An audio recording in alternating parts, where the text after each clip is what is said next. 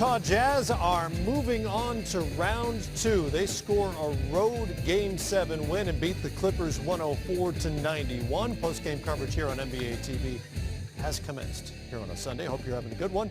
Matt Weiner, Karan Butler, Rick Fox, Derek Harper along as well. And this Utah team has been building the right way for years now. They brought in the finishing pieces with guys like George Hill, with Boris Diaw, with Joe Johnson, who was such a good closer in this series for the Jazz.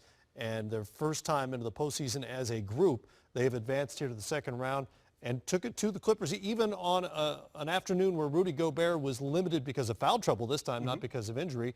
They were the better team, obviously. They certainly were throughout this series. Anytime you can go on the road and find success, it puts you in position to be successful, obviously. And they have a great mix of players, a great mix of young and veteran guys that really came together at the right time. They also are one of the lowest paced teams in the league. I think that bodes well for playoff basketball. Yep, they have a very deliberate pace. They have their own style, and it works for them, and it worked in this series. Absolutely, and they became the better team the second, Blake Griffin went down. So sure, that changes things a ton. Yeah. It changed the whole complexion of the series, and, they took full advantage of it.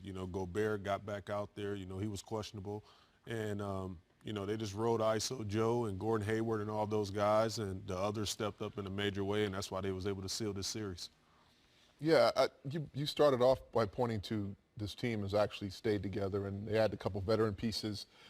This is a team that's hovered around the 8th seed. Now they finally matured into an understanding how to be a second-round team. I thought Gordon Hayward's moment of celebration was quite limited there before he was like, oh, no, not on now we're on to Golden State. Let me just catch my breath. It is the next level for this young group of players that have actually really learned how to work together. George Hill's addition has been huge, I agree.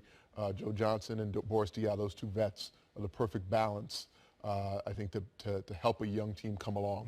And now I'm anxious to see how they respond to the next round. They did get a win against the Warriors in 3 games in the regular season. We'll get to that a little later on. But for this game, Gordon Hayward with another slow offensive start, not dissimilar to the other night. He winds up with 26 on the night. And these were points late that they really needed. 6 of 6 from the free throw line.